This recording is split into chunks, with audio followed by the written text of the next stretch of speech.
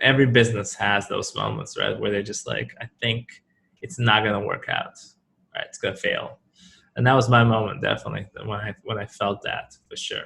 In the back of your mind, your dreams should be real, right?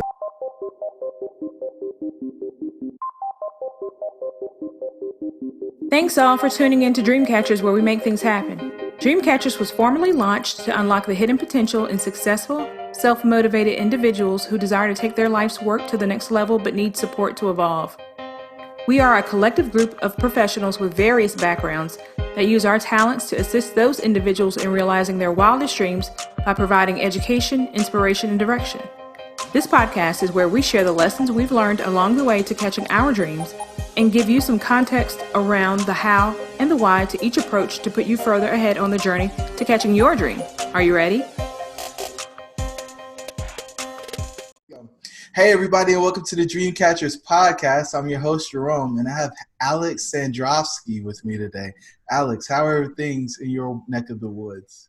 It's going great, my friend. It's going great. Like I was thinking about this conversation and what would be the perfect background. And I said it's about going beyond our own internal prisons and getting our dreams. So I said, okay, well, let me pull up a little prison background. So feeling good. That's awesome. So if the listeners want to get in contact with you after they hear what you share, what's the best way to do that? I think the best way is LinkedIn. I'm very active there. That's how we met, and they're more than welcome to reach out for anything that I discuss, any element of what I talk about, professionally or personally. I'm an open book. I try to be a resource for people as I've had people being so kind to me, so I try to pay it forward as much as I can. That's awesome. And so you're over in Israel, right? I am, exactly. I am. Wow. It's amazing what technology allows us to do. So, exactly. Tell me the story, man. How did you grow up there? Like, were you in the U.S.? Like, breaking this all down for me. I'll just give you the quick story. I grew up in the former Soviet Union. So I grew up actually in behind the curtain.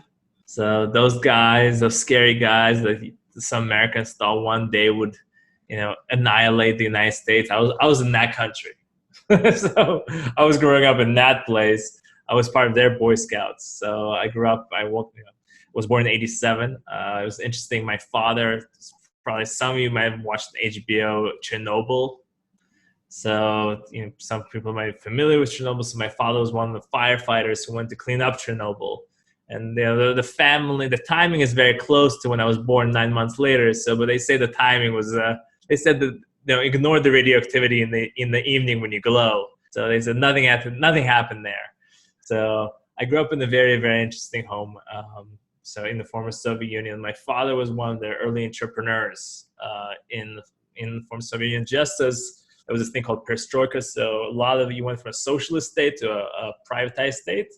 And my father was able to really play a role in that in a major way. So I grew up in this extreme home of, on one hand, my father was, at a certain point, he had close to 5,000 employees, railroads, construction, really incredible airplane company, a fascinating type of bringing Western technology to the former Soviet Union, which is, again, just was trying to catch up. On the other hand, I grew up with a mom who was very sick, brilliant woman, but from when I was born, she had hepatitis C. So we had this two worlds are always kind of, in my life. On one hand, my father, the entrepreneur, and my mom, who was extremely brilliant, gifted woman, extremely charismatic, going through this massive traumatic experience of being sick. And I was growing up in that world. So that was my upbringing. When I was 7 years old, we moved from Moldova, which is one of the republics, to the big city, to Moscow. From 7 to 9, I was there. And just quick word, my reason why we got there was my mom needed a liver transplant. She tried every form of alternative medicine out there, Reiki, homeopathy, meditation, acupuncture, and just it wasn't effective. So we were in the place where Moscow had supposedly good medicine, and she was about to have a transplant. And the way she told it to me was she was laying in her bed, and next to her, she just saw someone who just had a transplant. And they were effective in doing the transplant, Jerome, but they didn't have the anti-immune suppressants to actually have the body not reject the foreign tissue. So you got the transplant, and then the person would die a few days later. So, my mom made a decision. It's just, that's not the way that I believe my life should end. And we picked up and we moved to the States at age 9. So that gives you a little bit of just a small background of just my first 9 years as growing up as a kid. So your dad left behind that big business and went to US and started all the way over? So here's, and I tell you, we were talking, I wear my heart on my sleeve, right? I'm so open because I think that there's a lot of individuals who are, going through things, and they need to be able to see other people's experiences to learn from and maybe relate. So I share things very openly. My father could not now. And when we were 9, we moved the family, and we were so not aware of what was happening. Is when we came to the States, we didn't have a Social Security number. We basically came as refugees. And my mom was told, if you want to do this procedure, there's only these two extremes. Either on one hand, you have to be extremely wealthy, right? So you can pay out of pocket for all these services. On the other hand, you have to be extremely poor. And my father, at that time, there was, economically, there was a lot of challenges. He lost most of his business. So we were not in the category of being rich. So we had to be in the category of being really, really poor. So what happened is he continued working and living in Russia, building his business and flying back and forth, while we were growing up in America under Medicare. So we're talking about food stamps, we're talking about Section 8, we're talking about really just, the first apartment that we got, my father was able to bring in a suitcase of like $20,000 and go to the landlord and say, because we didn't have any credit history, we didn't have anything. He's like, could you just help an immigrant out? Here's a briefcase. That was the story, right? 9 years old, my brother was 12 years old. Here we are trying to establish ourselves in this country as total immigrants, with my mom being sick. We had family, thank God that came earlier, but my father was always kind of moving back and forth. He didn't see himself being able to, close everything that is built in Russia, all the things that he was able to accomplish.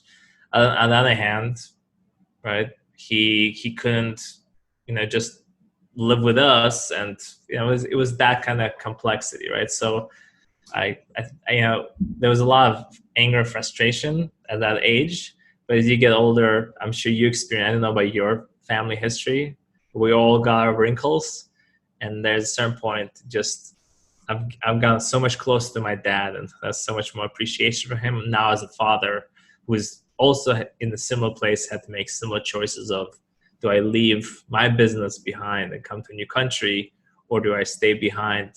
So I had to go through similar choices like my dad did. And so we were chatting a little bit on LinkedIn, and you mentioned that you were running a business at one point, and so built a pretty large business, and maybe you left it behind. So talk to me a little bit about the journey as an adult. What happened? Yeah, so skipping a few different sections, but I would say from 16 to 18, I was like so focused on doing everything not like my dad, right? He was an entrepreneur. I'm never gonna be an entrepreneur, right? He, in my mind as a small kid, he chose financial providing for the family rather than physically being there. I'm more mature now looking back, but that's how it felt. So I did scholastically very well in school, and I was driven as an immigrant. Something about us, there's this line in Hamilton the musical, immigrants, we get the job done. So that's what, my brother and I worked really hard scholastically, and I got into a full scholarship to college called Williams College in Massachusetts. And I got a scholarship, and I said, well, I got a scholarship. I'm going to go on a year-long journey, a spiritual journey. So similar to our friend Yonah Weiss, right? So I went a similar journey at 18. I was like, is college and a great job and being, successful going to make me happy? Is that what's going to happen? So I said, let me go and explore spirituality. When I came to Israel, that was how I came to Israel first. When I came to Israel, my idea of a spiritual space was a mixture between a landmark forum and Tony Robbins type of environment and Jewish. And I basically lived for almost like 7 years in a Jewish monastery. So I never went to college at that time. I gave up my full scholarship. And I lived almost like a monk for 7 years. I got married, after 5 years of living in a very closed community. We're talking about full-time religious studies from 6 a.m. I wake up and I would go into immerse in like baptism water, like with a ritual. We would wake up in the morning and then go into a ritual bath. And then you'd go and pray and you'd study holy books that were written like 2,000 years ago. And then you'd meditate. And this would be your schedule for like 12 hours a day and doing that for 5 years. So that was an interesting, preparation coming from San Francisco. Got married, and then I came out to San Francisco back as a teacher, as a spiritual teacher in San Francisco. And San Francisco just was an interesting place because I grew up, San Francisco had this energy of entrepreneurship, disruption, but also had this 7-day holiday that anyone in that community had to participate in, which is Burning Man. So I don't know how many of your listeners know about Burning Man, but that community is basically the whole city leaves and it goes into a desert. We talk about a city in Nevada that gets built of 50,000 people in the middle of the desert where you're not allowed to exchange money. Everything's about gifting, and everything at the end of it is burned down. So for that 7 days, you build a city, at the end of it, you would just literally burn it to the ground and leave no trace behind. So you had San Francisco on one hand, highly disruptive individuals I was interacting with, which were, how do we scale companies like Google, Facebook? How do we disrupt internationally all these different systems? And then there was this holiday where all the same executives and all the same participants would go, which was totally free of money and was totally imbued with psychedelics and musical festival and art. And people would come back and have this sense of how they reintegrate from that world into the world of hyper capitalism, which is San Francisco. And that was San Francisco in a nutshell for me. And I was there as a spiritual teacher for people, right? So kind of as a guide. And the business started in a very strange way. It started not as a business, but as a service. I kept a very strict diet, which Yon also keeps, a kosher diet. And I would organize events all the time in people's homes. I would take groups to wineries. I would take trips to Israel every 6 months. I would take groups to Israel. And I found that I would come to somebody's home, and because of my diet, if you ever heard of, a kosher diet is extremely, extremely strict. So we essentially follow purely biblical diets, no mixed meat, pork products, no shellfish. So I would go to events and people would welcome me in, and it created this awkwardness where I couldn't eat at their homes. People like, is this I ordered you a McFillet, which I used to love before I started my spiritual journey. It's like, can you eat this? I said no. So when people open up their home with food and you say no, immediately that creates this barrier. So I started just having a chef privately cook for my classes in my community. And then I built a website. And then I built an e-commerce solution that people would be able to order. And then I had my community members who worked at Google start saying, can you bring this to our company? Because we have also people with dietary restrictions who would benefit. So I remember Google giving me a call and doing due diligence on my business. And that time, that business was like this small, maybe like $5,000-$6,000 a month. And Google comes like a major enterprise client, which eventually would be doing around $120,000 a year of business with. and they're asking us, they have their own process of sustainability process. So they're coming to me and they're saying, how do you source your fish? Because we specifically focus on sushi, which is my favorite food. So like we were sushi mavens, and they had agreed to contracts of only sourcing sustainable fish. All right. So they called me up and they're asking me, where do you source your fish? And my response to them is, is it farmed or is it wild? And I'm like, I knew nothing about the area of sustainability. The first thing I know. So I said, I'm thinking about what's better, wild or farmed. Wild, I'm thinking tigers. I'm thinking Sahara Desert. I'm thinking really scary things. Farmed, I'm thinking cute farmed animals under good conditions. Petting zoo. So I'm like, farmed 100%. And they're like, no, that's just not gonna work. Not gonna work. So next thing I know is I'll figure this out, don't worry. So next thing I know is I go into the world's first sustainable sushi restaurant, foremost in San Francisco, to meet with the founder and bring him on as advisor to my company. And then he helps me build a sustainable operation where we start sourcing fish from, we can go into talk about fish for hours, but what means sustainable sushi. Build the company out, got enterprise clients, went from Google to Facebook to Airbnb, Foursquare, and really built out a really strong operation where we were doing around $80,000 of business every single month. Really, really special business that was growing up. Well, I think the other thing that was kind of fascinating was that as a spiritual teacher, I used to visit a lot of prisons. So, when a person is in prison, they're essentially reach out to a lot of rabbinic or clergy for a few reasons. One of them, they have time to reflect on their life and maybe looking to change their lives. There's a lot of data that shows people who have been reconnected to religious practice have a higher chance of not going back to prison. On the other hand, they're looking for people to write recommendations, like to help at the parole board to get out. So I used to meet prisoners a lot and go and visit them and learn their stories. So when I started hiring and learning about our system, I said, anyways, I know this in the kitchens, the people I was hiring, a lot of them were either immigrants or people with a criminal history.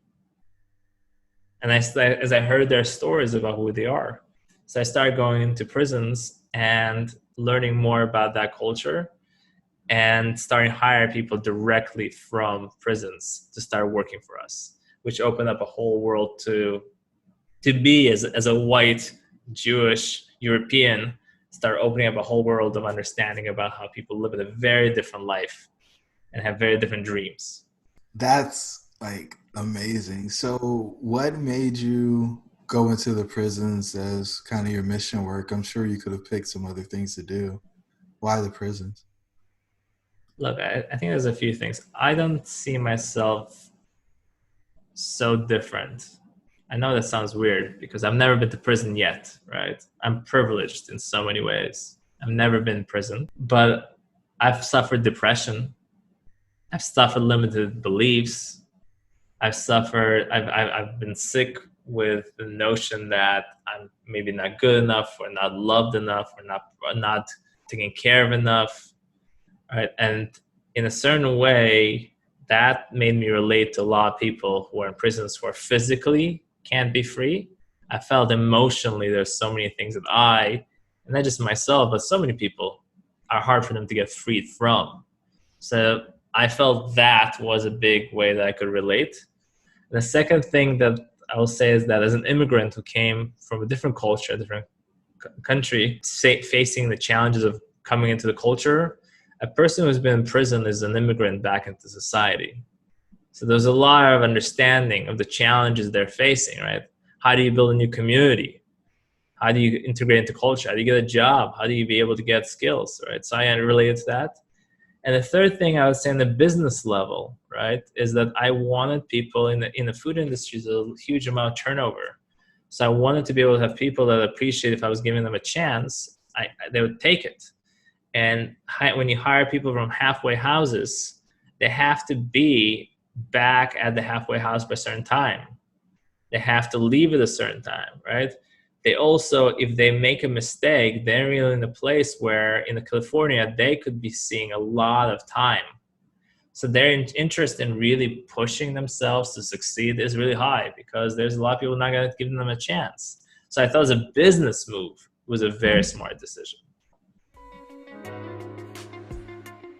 What's up, tribe? It's your host, Jerome. I just want to let you know that we put together a free 15-point checklist for exiting the matrix. Jump on over to dreamshouldbereal.com in order to pick your free copy up. Let's get back to the show.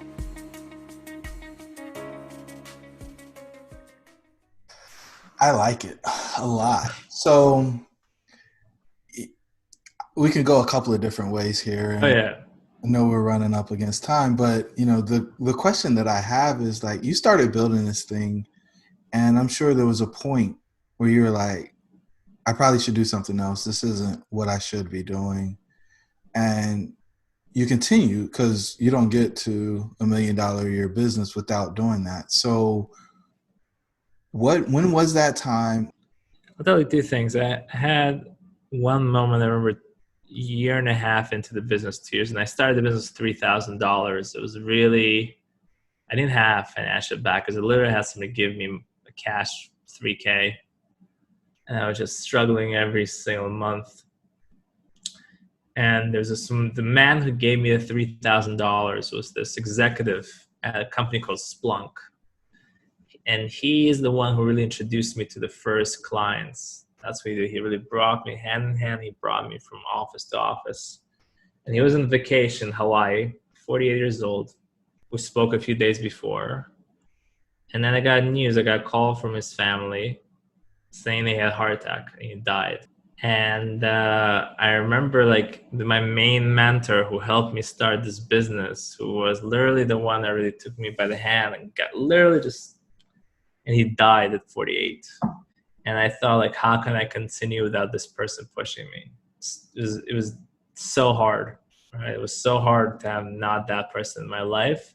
I think about him all the time, what he did for me. And there's a point there that I thought maybe I would give up, honestly, because I just felt so alone as a sole entrepreneur without having that guidance and having somebody I could lean back on. So I definitely think that was a moment, and every business has those moments, right? Where they're just like, I think it's not going to work out, right? It's going to fail. And that was my moment, definitely, when I felt that, for sure. Losing people, I think, is always a turning point for a lot of us. We start to reflect and ask questions about, are we doing the right thing?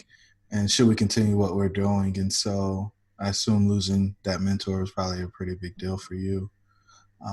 How did you make the decision to leave the business behind and go to Israel and start the 1031 exchanges?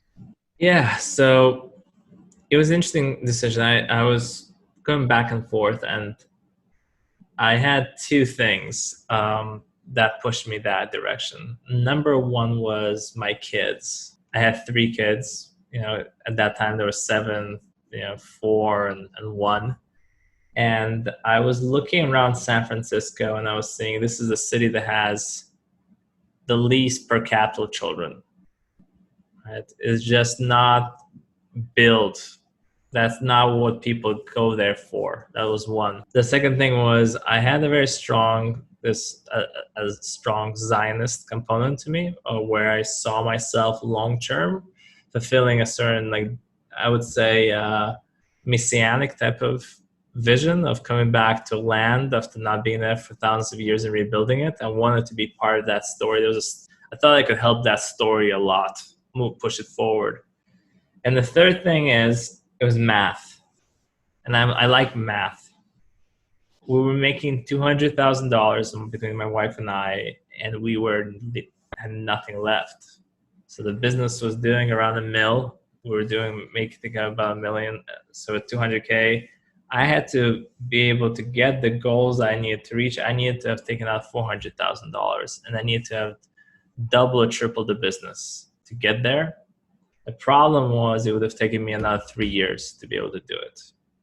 To do that, and I said to myself, I don't think I'm ready to be here for another 3 years, as passionate as I am about it, because my kids are going to be told to be able to move. So if I didn't make the jump now, it wasn't going to happen. And so I set up a plan where I would move to Israel and I would have my staff in place that could manage the business. The problem was, and I think this is a challenge, that the person I put that was grooming for 8 months to do that, this individual was, before he went to prison, he was a kingpin. He sold millions of dollars of product. He knew vendor relationships. He knew collections. He knew management skills. He was a great entrepreneur, but he was selling meth. And he was indicted for 10 years. But he was actually a person I met in jail when I just came to San Francisco. And then I picked him up and hired him because he was a brilliant guy. And then he spent 2 years in this rehabilitation program, which we could talk about another time, called Delancey Street. It's an amazing model. If anyone wants to understand the model, it's the last chance people have about getting out of jail. 2 years of commitment in a military style space that combines business and personal transformation. And then I brought him in and I did my best to train him. And I really knew very little about addiction at that time. I knew very little about pressure. I knew very little about, my team of people that worked for me. One was a car thief. Another person was bounced checks and credit card fraud. Everybody was very talented in their own way. And I was trying to reform and create an environment where people could grow. The challenge is the more I pulled out of my business and I was preparing to go to Israel, the more pressure I was applying on my team and not preparing them well enough. And what happens when people get into pressure, and I know that about myself with tendencies for depression and anxiety, when people get put under pressure, they go back to their basic survival instincts. And this guy, first thing I was thinking, I just remember we're in a job doing a massive catering event, and I saw him take a drink. It's a no-no. As a catering company, you don't take a drink at an event in general. Then the next thing I see him sometimes coming toward tired, and he starts sharing with me yeah, I've been out, I have a girlfriend, the girlfriend is a stripper. That's not good. Talking about relationship goals, it's called Instagram boyfriend, girlfriend, stripper, no. And then 3 months before I was going to move to Israel, he broke. We were really broke. He started using meth again. It was identity theft, thousands of dollars stolen, credit cards opened, company vehicles. And the thing is, I couldn't even talk about this with my clients either, right? Because when you see things internally, you can't tell the client that you're going through any challenges. They can't know any of that. So internally, I'm dealing with this thing where the person I've been grooming is broken and he has to work through his own stuff. And then do you report that person? He has already 2 strikes. So do you report a guy like that who has 2 strikes? And if you report him, that's it, right? Yeah. And this is the challenges you're facing. So I was able to find a new management staff. For a year, I flew back and forth. But, I realized that as much as I love that business, especially with the people I was hiring, unless I was there full on giving my full attention to building out a strategy and program, it's like managing a rehab. You have to have that manager in sight, right? Especially when you're dealing with some high-risk individuals. So I had the opportunity as my business in the States was going through a massive turnover and challenges, and I felt like I didn't have control over it to the extent that I could execute on it. I got an opportunity to be able to work for this great company at Madison because they saw this guy's an entrepreneur. He can build relationships with people from all different cultures. And he also has the understanding of a small business owner, right? He can understand what it means to be able to build a business. And that's what they tasked me with. I've been in the last 8 months being able to do that. So I went from a catering company, hiring people from very different backgrounds, challenging backgrounds, to working with some of the wealthiest investors in the country, because you only do a 1031 if you've shown enough profit and capital gain to reinvest the money. So we're talking about the wealthiest individuals. So it's quite the contrast. But again, I love learning from every station. Yeah, I think that's beautiful. Just thinking about your background, right? From being a monk to running a business in Silicon Valley to doing Burning Man to now working with Madison doing the 1031 exchanges, like the diversity is the spice of life. And I mean, even if we go all the way back to your upbringing in Russia, it was interesting, and it's probably just, you know, my lack of awareness or knowledge. But, you know, when I saw your last name, I was like, well, he's Russian.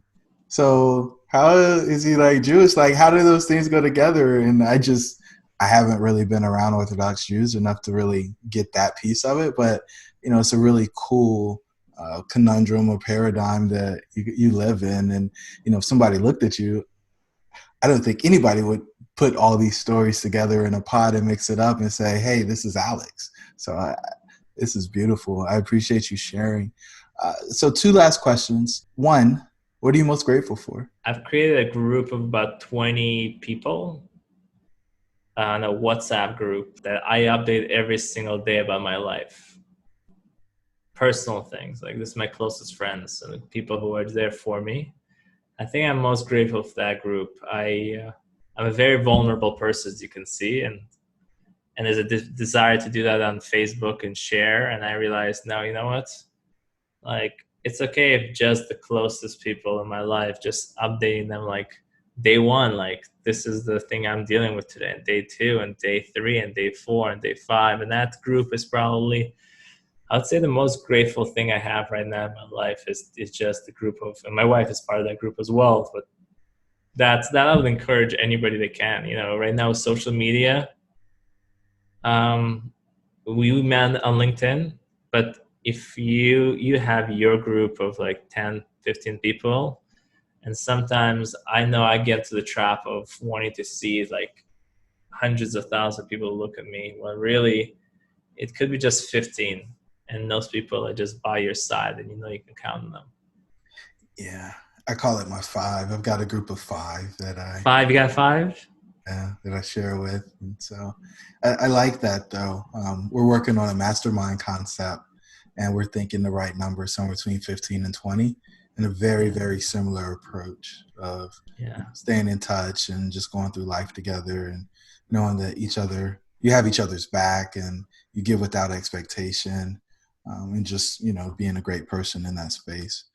All right. So the last question is, what gift are you giving the world?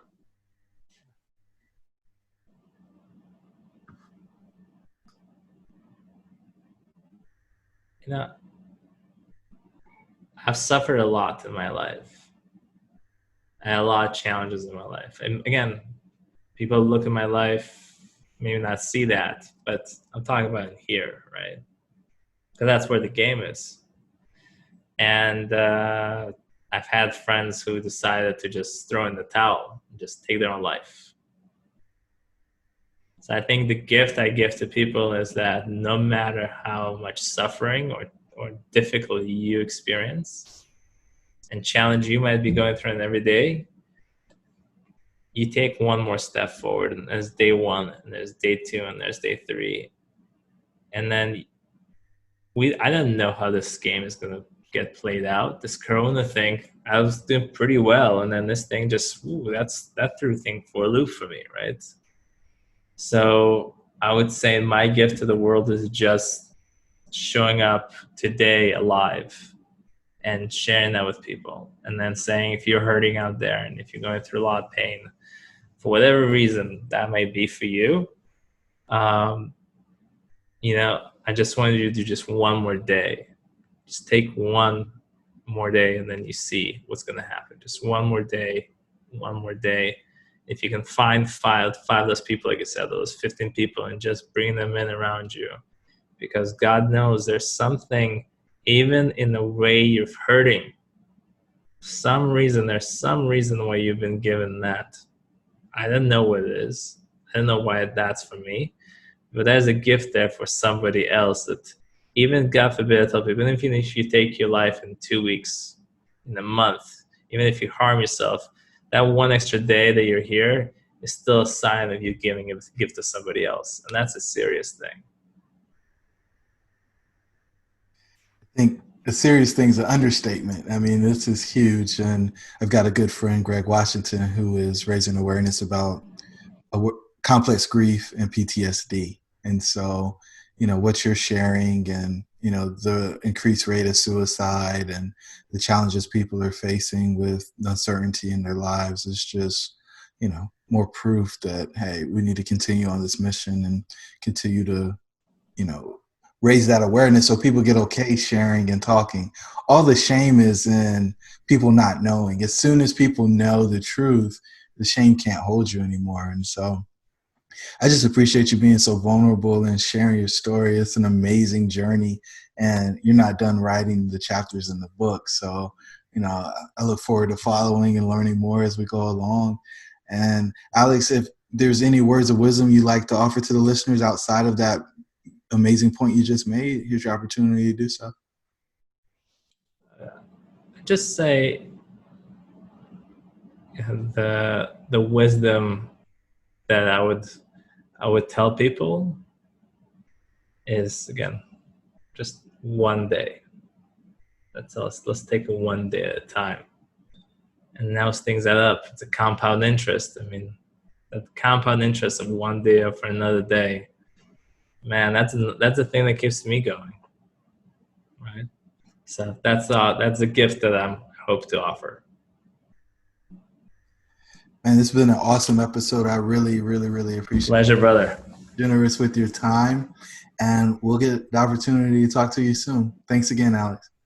Sure, brother. It's a pleasure. Thank you for holding space with that curiosity. You're a great teacher. You come from with no judgment, and I will say that one of the people that I encounter, it's just, there's no time for you to bullshit around. You just bring yourself to the plate, and then that's okay.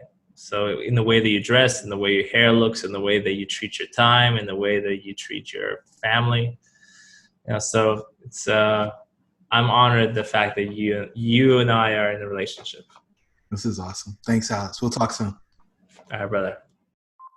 Thank you for joining the tribe today. We would love to hear from you. Please don't forget to rate, like, and share. Perhaps someone you know could benefit from what we've discussed. Until the next time, remember that your dreams should be real.